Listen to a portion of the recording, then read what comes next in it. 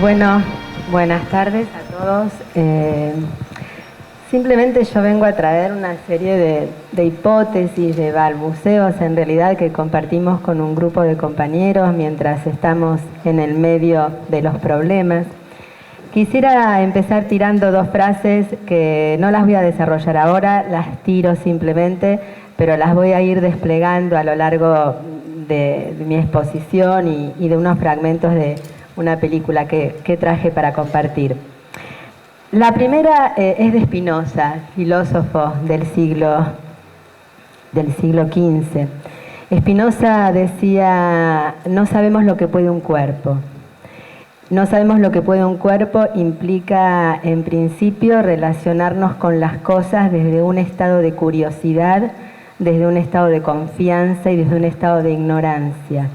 No desde una clasificación, tampoco desde la dramatización de lo terrorífico que nos pueden parecer ciertas situaciones, sino desde una curiosidad implicada que se pregunta qué campos posibles podemos liberar de lo que existe.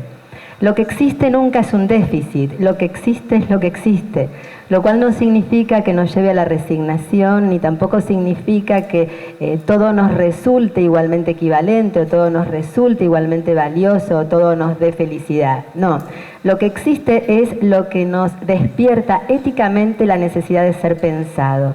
Y solamente podemos pensar lo que no sabemos. Si creemos que sabemos demasiado sobre los pibes, si creemos que sabemos demasiado sobre lo que hacen, si creemos que lo que hacen es un peligro, que lo que hacen es una amenaza, si creemos que todo es un déficit, difícilmente podamos encontrar una zona de diálogo entre generaciones.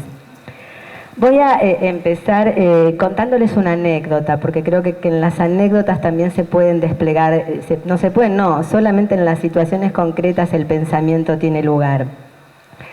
Esto sucedió en una escuela del conurbano bonaerense, un chiquito de 3 años en un jardín de infantes. De pronto pasa un rato largo y los maestros lo empiezan a buscar a Tiago y no lo encuentran. Ay, es horrible no ver las caras. Ustedes tienen una ventaja por sobre mí, yo no los veo. Quiero ver los gestos y todo eso. Bueno, Tiago había entrado al jardín, pero sus maestros no lo encontraban, lo empieza a buscar la psicopedagoga, la directora, toda la gente de la escuela, y el pibe no estaba. Esto es La Matanza. Doy el dato de La Matanza por lo que voy a continuar diciendo y esto va a graficar un poco.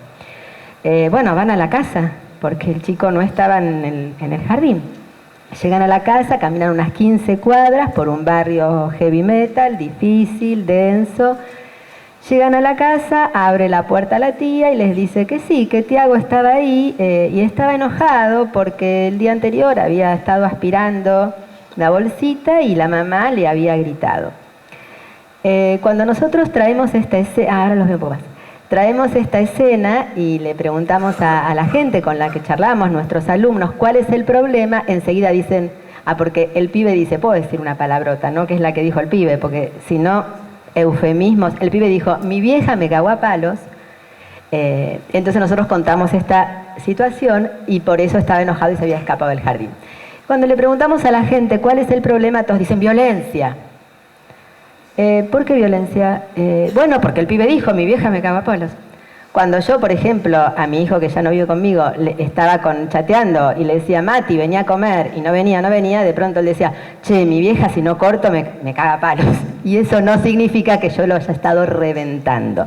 Con esto quiero decir que muchas veces interpretamos demasiado apresuradamente porque nos resulta más sencillo decir violencia, siempre es la violencia de los otros, la que generan los otros, que pensarnos en el medio del problema. Entonces nosotros decimos, ¿y cómo sabés? Porque este comentario bien puede ser el comentario de un pibe que la madre le haya dicho, si te veo de nuevo con esto te mato, casi en un gesto amoroso.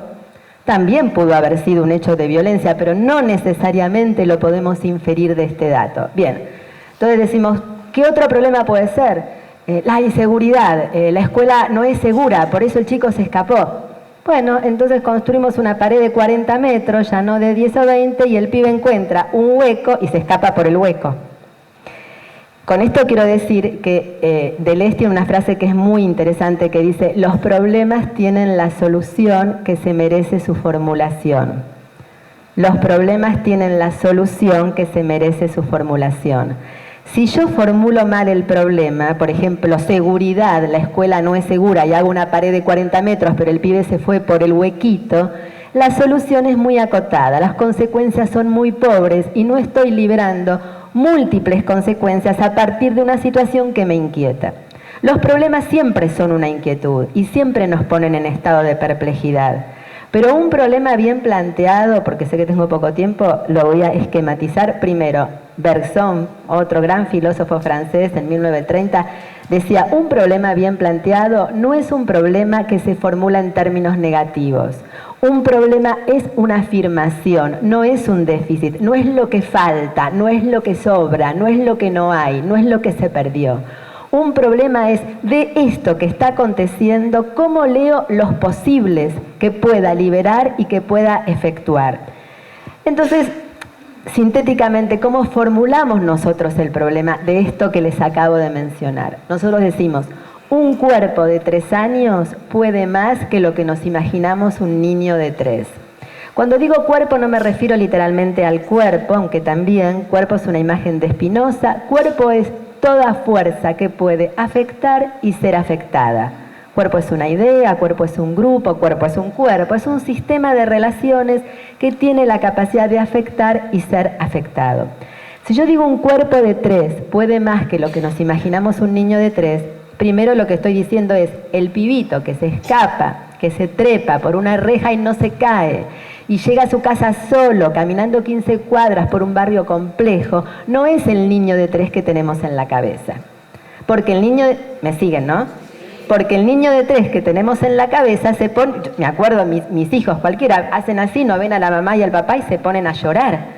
El niño de 3 es ese niño que estaba provisto por un cuidado, por un significado, por un sentido, por una institución llamada familia.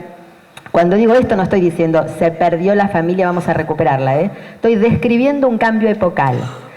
Este pibe de 3 tiene en su cuerpo una información que nos da la pauta de que él está en el mundo, más allá de los riesgos que existen, más allá de que es necesario pensar una política del cuidado, es necesario pensar una política del cuidado, muy diferente a pensar la prevención. La prevención solo intenta evitar lo que no pasa, no a crear mundos nuevos, sino a evitar lo que pasa. La política del cuidado lo que intenta es preguntarse cómo generar relaciones, vínculos y capacidades de afección que permitan expandir la vida hacia formas que no podemos prever de antemano, porque es la propia vida la que nos va a decir cuáles son las formas que mejor nos van a hacer. Spinoza distingue el bien de lo bueno. Spinoza dice: que no haya bien y que no haya mal no quiere decir que no haya bueno o que haya malo. Y da un ejemplo muy gráfico. Dice, por ejemplo, si una persona con un martillo le pega a la cabeza de otra, la mata. Pero si con el mismo martillo pega sobre el parche de un tambor, lo hace sonar. El martillo no es bueno o malo. Según con quien se componga, va a ser interesante lo que pase, va a ser bueno o va a ser malo. El martillo en relación al parche de un tambor es bueno porque produce un sonido, trae algo a la existencia que no estaba. El martillo con la cabeza de la madre es malo porque ahí no se compone y mata a ese otro cuerpo. Si yo digo un niño de 3 puede más que un cuerpo de 3 puede más que lo que puede un niño de 3, hay una primer consecuencia que nos permite dar cuenta de que estamos en un buen problema. ¿Y que cuál es? ¿Qué quiere decir ser maestra de un cuerpo de 3 y no de un niño de 3? Obvio que es un niño. Quiero distinguir en el sentido de que ustedes saben que la palabra niño es una construcción histórica, que en el antiguo régimen no había niños, había seres pequeñitos, que se vestían como los padres, que estaban en las tabernas con la familia, que participaban de ceremonias funerarias y sexuales, y eso no estaba mal visto porque los modos de comunalización de ese momento histórico eran esos, no eran distinguiendo lo que un niño debe o lo que un niño no debe. Eso aparece en la modernidad. La palabra niño, dependiente, todavía no pueden. Eso aparece en la modernidad y es una construcción de un modo de relación en torno a la figura de la ley. Pero no es natural que siempre hubo niños. No podemos creer que lo que pensamos es que siempre fue así. No, responde a una construcción histórica, a una necesidad de producir ese tipo de modos de estar en el mundo. Un pibito que se va solo 15 cuadras tiene una información en relación con el mundo, tiene una capacidad de cálculo, tiene una cantidad de argucias que no corresponden con lo que la psicología evolutiva nos dice de lo que es un niño. El problema entonces es, ¿qué es ser ético? Porque el problema moral es qué tienen que hacer los padres, qué tienen que hacer las familias. El problema ético es cómo yo pienso los valores en función de mi compromiso y de mi implicación en esa relación. ¿Qué es ser maestro de un pibe de 3 que tiene esa información y esa relación con el mundo? Lo primero que nos sale es, no le puedo cantar al otro día al elefante trompita. Si yo soy maestra de un pibe de 3 que me da la pauta de que tiene ese poder, más allá de los riesgos que hay que pensar, más allá de las políticas de cuidado que hay que generar, yo como maestro tengo que pensar en desafíos, en propuestas desafiantes que contemplen, que lean, que tengan en cuenta todo ese mundo de informaciones, de habilidades, de relaciones y de cálculos que existe en ese cuerpito chiquito. Todo esto tiene que ver con lo que yo quería plantearles, que es que yo creo que la escuela necesita de un pensamiento filosófico. Y un pensamiento filosófico no quiere decir la disciplina filosofía. Un pensamiento filosófico es un pensamiento que sea capaz de hacerse problema. Porque lo mejor que tenemos son los problemas. Tenemos la mala costumbre de creer que problema es el obstáculo. Pero problema es la pregunta que nos hacemos gracias a la cual podemos armar algo, gracias a la cual podemos desplegar un mundo de investigación, gracias a la cual tenemos una curiosidad por investigar de qué somos capaces en el seno de algo que no conocemos. Si no tuviéramos problemas estaríamos muertos, porque el problema nos enfrenta a lo que no sabemos, no a lo que no nos gusta, a lo que no sabemos. Y si estamos frente a lo que no sabemos, tenemos la oportunidad de preguntarnos cómo investigar de qué somos capaces en el seno de situaciones que desconocemos, porque se nos presentan de una forma que no corresponden con el ideal que tenemos o la ilusión que tenemos de lo que es un niño, de lo que es un joven, de lo que es una familia. El problema acá es el problema de los encuentros, de lo que sufrimos, no es de familia o no familia. De eso sufre un ideal. Pero de lo que sufre el cuerpo, de lo que sufre el alma, de lo que sufrimos es de la falta, de la imposibilidad del encuentro. De eso padecemos. Padecemos del desamor, no padecemos de las instituciones, padecemos de lo que no somos capaces de generar en relación con otros. Entonces, me parece que más allá de la matemática, más allá de la lengua y más allá de los miedos que nos provoca situaciones que desconocemos, el problema es la gran solución que tenemos si entendemos que el problema es una pregunta de investigación y no algo que surge del miedo a ver lo que no nos gusta ver. La primera consecuencia entonces de esto que digo, la escuela necesita de un pensamiento filosófico, es pensar problemas más que soluciones. Pensar es pensar problemas más que soluciones. Yo quisiera que miremos, y un poco el ejemplo que acabo de dar, les voy a dar otro ejemplo más, y pasamos después a la otra consecuencia de enunciación de esto del pensamiento filosófico. Un ejemplito chiquito es el siguiente. En una escuela secundaria hubo una escuela, creo, confesional, faltó un profesor, las chicas agarraron, hicieron un despelote terrible con los pupitres, los pusieron para arriba, los cambiaron de lugar, bueno, despelote absoluto. Cuando estaba por entrar la directora, los volvieron a acomodar cada uno en su lugar. Bueno, la directora se entera porque lo subieron a YouTube de lo que pasó y ahí la gran discusión, a quién se sanciona, a quién no se sanciona, que el Consejo de Convivencia, que bueno, todo al cohete. Bergson diría, ahí no están pensando problemas. ¿Cómo lo hubiéramos pensado nosotros? Y esto no estoy diciendo que nosotros seamos clarividentes, solo que estamos absolutamente con la intención y el ánimo de hacernos preguntas que pueden activar algo y no preguntas que intenten reponer lo que se perdió. Bueno, yo con mis compañeros decíamos, bueno, si nosotros hubiéramos sido directores de escuela, hubiéramos entrado al aula y le hubiéramos dicho, no, chicas, esperen. no ordenen todo de nuevo, vamos a hacernos cargo del despelote. ¿Pero qué quiere decir hacernos cargo del desorden? Decir, ay, fui yo, 10 Padre Nuestros, no. Hacerse cargo del desorden quiere decir, si ese formato del aula no nos habilita a investigar juntos algo, ¿qué tipo de forma nos vamos a dar para que podamos alojar preguntas interesantes y campos de trabajo interesantes? O sea, si yo voy a plantar una planta, la forma que voy a dar, mis manos manchadas con la tierra, no va a ser igual que la forma que me voy a dar si me voy a una fiesta. O sea, la forma está siempre, la forma que yo dispongo el espacio, tiene que ver con lo que quiera vivir ahí. El espacio tiene que someterse al modo en que quiero vivir el tiempo. Voy a acomodar las cosas para que faciliten la pregunta, el trabajo, la tarea que quiero desplegar. No al revés. Entonces, ahí la cuestión era, ¿pero qué pasa? Para que un maestro diga qué forma le queremos dar a este espacio, de modo que aloje y active una tarea interesante para todos, ojo al piojo, porque el maestro que se plantea eso tiene que plantearse una primera pregunta, que es, ¿y yo qué quiero hacer con los pibes? ¿Qué pasión tengo? ¿Qué quiero compartir? ¿Qué pregunta quiero desplegar y hacerme y encontrar interlocutores en ellos? ¿Qué cosas juntos queremos investigar? Porque si no tengo la más pálida idea de lo que quiero investigar, si no tengo ninguna pasión, si no tengo ninguna pregunta, solo tengo el currículum, obvio que no me voy a interrogar por el ordenamiento de las sillas. Porque el currículum me trasciende, porque creo que lo único que tengo que hacer es bajar contenidos que me dieron. Pero no hay ninguna pasión, no hay ninguna pregunta propia que me diga, no, este modo de ordenamiento no nos permite desplegar esa pregunta.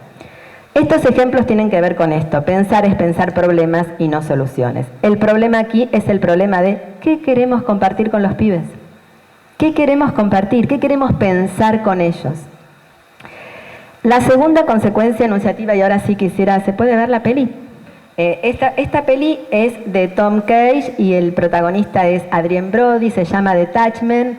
Detachment aquí quiere decir separado, desgarrado, y retrata la vida de un profesor sustituto en una escuela de Nueva York. Bueno, la miramos y después les cuento esta segunda consecuencia de pensar la escuela filosóficamente.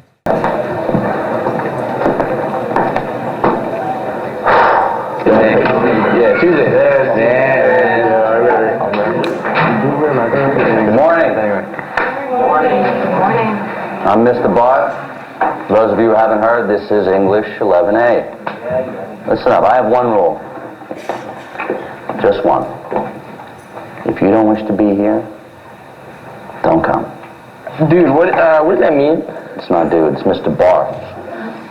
The S is silent. You're fucking gay. Marcus, shut up! No, you shut up. You dyke bitch. Hey, Marcus. Guess what? What? You're free to leave. Like right now? Like right now. Alright, yo.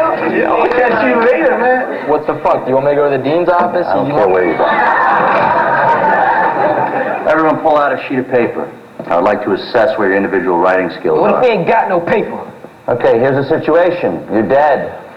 All right? Write a brief but detailed essay about... Hey, jackass, I asked you a fucking question. About what a friend or a parent might say about you during your funeral. Okay? You have 30 minutes. Oh, shit. I asked you a motherfucking question, didn't I?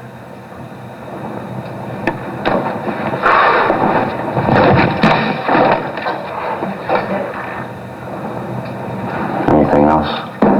Better back the fuck up before I fucking rock your shit. That bag, it doesn't have any feelings. It's empty. I don't have any feelings you can hurt either. Okay? I understand you're angry. I used to be very angry too, okay? I get it. You have no reason to be angry with me because I'm one of the few people that's here trying to give you an opportunity. Now, I'm going to ask you to just sit down and do your best, and I'll give you a piece of paper. How's that?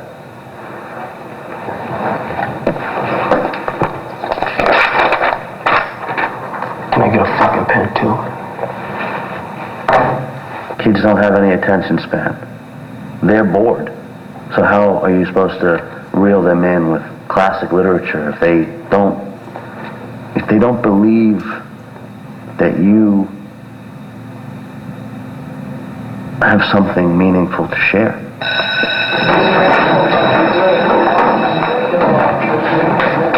Thank you.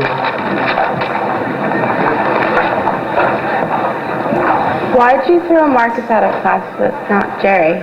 Well, I have to make an example out of somebody. Anyway, Marcus verbally assaulted you. That's not allowed in my classroom. And what they say to me is immaterial. What's your name? Meredith? Nice to meet you, Meredith. So you really don't care what the kids say to you? Perhaps I've gotten used to it. I wish I could be that strong. It doesn't take strength, Meredith. You gotta understand that unfortunately most people lack self-awareness. Bueno, lo segundo que quería plantearles es la diferencia entre las cosas que pasan y lo que nos pasa en el medio de las cosas. De las cosas que pasan a lo que nos pasa en el medio de las cosas. Fíjense que el profesor de esta película se queda absolutamente ahí mientras las cosas pasan. Y lo que resulta, la deriva, la variación que resulta porque él deja caer la impostura o el rol docente.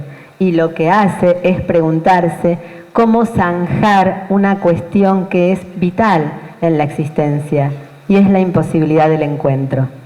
Pero él no es un iluso, él no es un enamorado de los ideales, él es un enamorado de la vida. Y los enamorados de la vida, de lo que se enamoran es de la confianza en el devenir, pero un devenir que nunca sabemos qué forma va a tomar. Entonces, para él, lo que pasó ahí no fue terrible, sino que fue la oportunidad de pensarse como docente nuevamente. Sin eso que aconteció, y que por supuesto nadie lo elige, porque nadie se levanta en la mañana diciendo "ay, ojalá que me tiren un maletín y me revienten los pibes". Obvio que no, nadie lo elige, uno no piensa lo que elige, uno piensa solamente cuando se ve sacudido por algo que no sabe pensar. Deleuze dice que pensar es una violencia, dice una violencia exterior. ¿Exterior a qué? ¿A la ventana? ¿A la pared? No, exterior a lo que pensé. Solo pienso si me veo violentada por un sacudón, por una experiencia que me coloca frente a la necesidad de pensar lo que todavía no sé pensar. Este profesor sabía pensar los cánones de la educación, cómo dar clase, cómo presentarse, cómo plantear una tarea, pero no sabía pensar una situación de desconcierto y de perplejidad. Sin embargo, no haberla negado, no haber caído en la típica respuesta reactiva o haber apelado a las sanciones o haber apelado a una autoridad, sino quedarse ahí y preguntarse ¿qué veo acá? ¿De qué señal me tomo para que algo del encuentro empiece a plantearse? Lo cual no significa que sea armónico, significa que empiece a plantearse, que no es poco. O sea, zanjar la imposibilidad del encuentro no es resolverlo de una vez y para siempre. Es hacer que las cosas se desplieguen en su movimiento y no se estanquen en ese bloqueo. Lo que hizo ese profesor es primero dejar caer el narcisismo. No, mírenlo, cómo me lo hace a mí que doy la vida por los pibes. No, mentira, nadie da la vida por nadie. Acá no se trata de culpabilizar, ni que los chicos se sientan que nos deben algo. Se trata de que lo que hagamos, lo hagamos porque sentimos que tenemos una pasión en eso que estamos haciendo y lo queremos compartir con los otros. No hacemos algo por los otros, hacemos algo con los otros. Y los pibes se pueden distinguir muy bien de aquel que hace algo con ellos y que por supuesto tiene un plus de diferencia porque está ahí poniendo condiciones de pensamiento, de aquel que lo hace por ellos. Entonces lo que hizo este profesor es leer lo que aparecía. ¿Qué es lo que leyó? ¿La violencia del pibe? ¿La hostilidad del pibe? Podía haber leído eso. Sin embargo, él, fíjense que actuó diferente con el primero que con el segundo. Al primero lo echa. ¿Y por qué lo echa al primero? Y porque el primero agredió a una compañera. Y para él una regla es, a una compañera no se agrede. Y uno podría decir, no vio nada en esa primera situación de la que tomarse. Sí, un límite que poner. Pero en cambio vio algo en el segundo pibe, a pesar de que lo puteó de arriba abajo y le tiró el maletín. ¿Qué es lo que vio en el segundo pibe? ¿Cuál es la potencia del segundo pibe? ¿Cómo ver ahí un problema y no ver solo hostilidad? Lo que vio es una fuerza. Lo que vio es alguien que tiene la intención de tener que ver con él. O sea, alguien que se acerca, aunque sea de ese modo, también está diciendo, es el modo que conozco, pero yo tengo un querer vivir, una fuerza en la que quiero que otros estén. ¿Cómo ser maestro frente a estas condiciones de existencias reales? Un docente del conurbano también muy piola en una investigación nos dijo lo siguiente, dijo, para seguir siendo maestro tengo que dejar de serlo. Es decir, dijo así, muchas veces me pregunto, muchas veces me doy cuenta que tengo que dejar de ser maestro para seguir siéndolo. ¿Se entiende? Tengo que dejar de ser un modo de maestro, un modo de padre, un modo de amante, un modo clásico, heredado, moral, para hacerlo en función de lo que la situación me pide. La diferencia entre la ética y la moral es que la moral sabe todo acerca del bien y del mal y de cómo hay que vivir. La ética, en cambio, va probando qué es lo valioso en cada situación y qué es lo más humano para los humanos que viven el problema de esa situación. Lo más humano acá, para los humanos que viven esa situación, era la respuesta que le dio él. ¿Qué es lo que permitió, lo vieron en la película, pasar de la imposibilidad a que se abra por lo menos un campo posible? Entonces, la idea sería dejar de hablar de las cosas para pensar en qué nos afecta lo que está pasando y cómo nos movemos en relación con esas afecciones y no solo en relación con descripciones, clasificaciones, interpretaciones que nos distinguen de los otros. Y la tercera consecuencia, porque ya me debe haber pasado el tiempo, perdón, lo último, lo menciono y no lo voy a desarrollar, es del sentido como premisa a los efectos del sentido.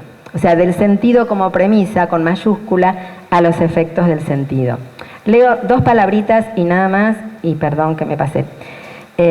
Por supuesto que esta frase se sostiene en la inmanencia y no en la trascendencia. El efecto de sentido es lo que hace sentido en una existencia y no es lo que alguien me viene a decir como buen sentido.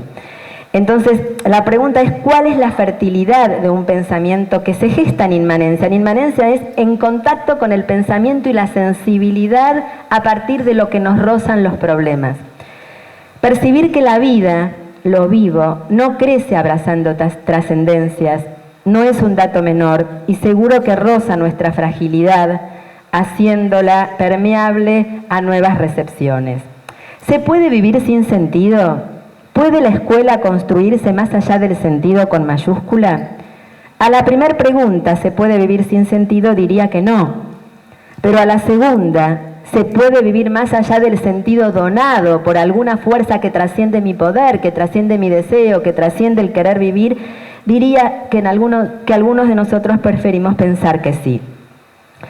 Preferimos pensar que en realidad, primero, no solamente porque cuando constatamos cómo se mueven las cosas, lo que vemos es que las cosas se mueven en la micropolítica. La gente que lidia con los problemas no apela cada rato a preguntarse cómo tengo que hacer y agarrar y leer un libro, porque entonces se moriría, sino que apela a su sensibilidad, a su sentido común, a sus compañeros, a sus aliados. Es decir, quienes lidian con la existencia, si uno se da cuenta que vivir es lidiar todos los días con eso, en realidad vivimos más en inmanencia que en trascendencia. Esa es la verdad.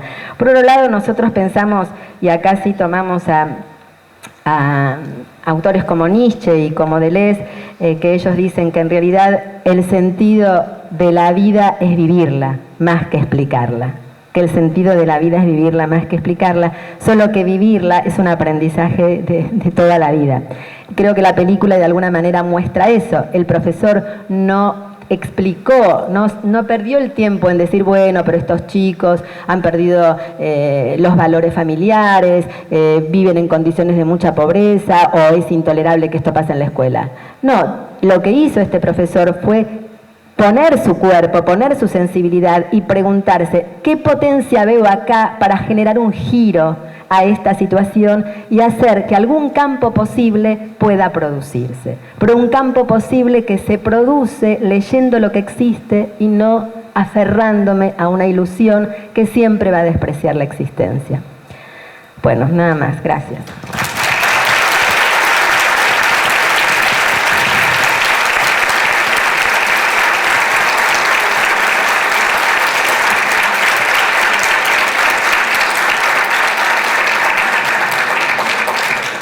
Vamos a hacer una ronda de preguntas porque después Silvia tiene que retirarse en un rato.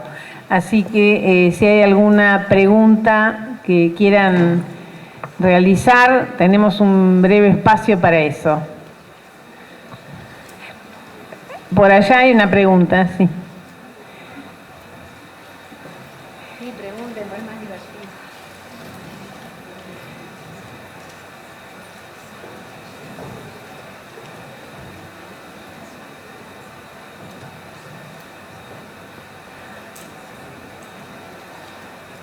Bueno, parece que nos quedamos pensando. Muchas cosas para pensar hoy.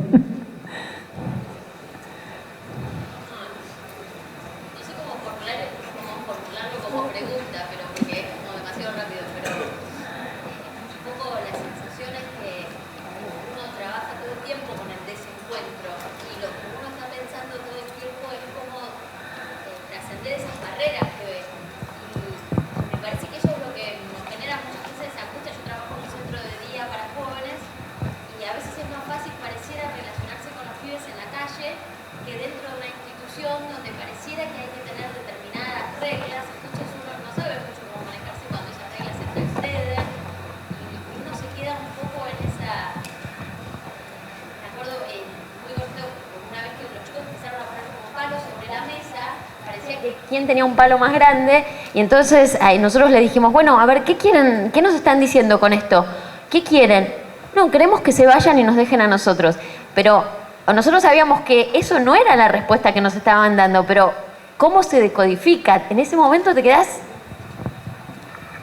¿Cómo es tu nombre? Guadalupe. Guadalupe. Está bueno lo que decís, porque mientras te escucho me estaba recordando lo que Marcelo Persia, que es un psicoanalista que trabaja también en la UBA, pero además ha trabajado en muchos neuropsiquiátricos, una vez nos contó lo siguiente, y viene justo para tu pregunta. Él dice que cuando él llegaba al neuropsiquiátrico donde trabajaba, estacionaba el auto y que cada vez tardaba más en ir desde donde estacionaba el auto hasta su consultorio. ¿Y por qué tardaba tanto? Porque lo paraban la gente en el camino y le iba planteando cosas, pacientes eventuales o reales. Entonces él, en vez de decir, no, váyanme a ver al consultorio, ¿no? Lugar reglado, como vos decís de alguna manera, donde se supone que tiene que pasar lo que tiene que pasar, él escuchaba todo eso, ¿no? Un poco el maestro ignorante de Rancière, y él decía, parece que él escribió algo que se llama la demora en los pasillos, de-mora en los pasillos, morar en los pasillos. No es que me demoro en el pasillo, moro en el pasillo. La clínica se producía más en el pasillo que en el consultorio. Es decir, parecía que por fuera de esos esquemas que son a veces muy rigurosos y que me invitan a habitarlo de cierta manera, pero mi cuerpo ya necesita habitar de otra manera, entonces pareciera que por fuera de esos cánones algo más acontece. Entonces, vos recién lo decías, en la puerta dijiste o afuera, ¿no? Sí, en la calle. En la calle. Tal vez la calle, nosotros tenemos un documental que se llama En la esquina, y decíamos, en una de esas hay que esquinizar la escuela. Y esquinizar la escuela no quiere decir siempre necesariamente tomarlo literalmente y irnos a la esquina, aunque tal vez quiere decir estar atentos más que a los espacios, al tiempo donde algo pasa. Y si ese tiempo es más proclive en la puerta del centro de día o en la calle, y bueno, pensemos qué se puede hacer ahí, y tal vez después se pueda perforar el formato del centro de día y esquinizarlo o callejearlo un poco más, de tal manera de que los pibes estén más en relación con esa presencia que sos vos, que con la regla que dice cómo es el rol del tipo que está ahí adelante. No sé si se entiende. Me encantaría poder esto hacerlo más tete a tete y qué sé yo, ir un día ahí en el centro de día y ver en concreto cómo es esto. Pero, encantadas. bueno, pero la idea es eso, ¿no? Estar atento a los signos. De lo que se trata es dónde hay un signo. Si en la calle hay un signo, vamos ahí a ver qué se puede agenciar y gestionar ahí. Y no insistir con una regla y con un rol que es una evidencia que está caído. O sea, no está caída la relación social, pero está caída la relación social disciplinaria, esa que responde a los atributos y a las prescripciones de un rol y de una función. Muchas gracias. No. ¿Puedo preguntar algo? Sí. Silvia, nosotros, yo soy directora de un jardín de infantes y desde hace un tiempo les compartí a las chicas un fragmento de Maestros Errantes y nos sentimos así. ¿Nos podés compartir algo del perfil del maestro errante? Porque hasta que no encontramos ese trabajo decíamos por dónde vamos, qué hacemos, de dónde nos agarramos, qué estamos haciendo, ¿no?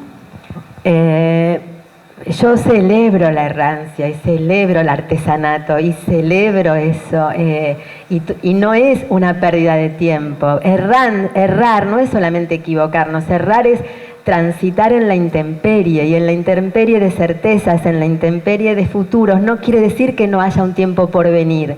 Lo que quiere decir es que no hay un futuro certero al que llegar y que se nos va la vida si creemos que eso es así.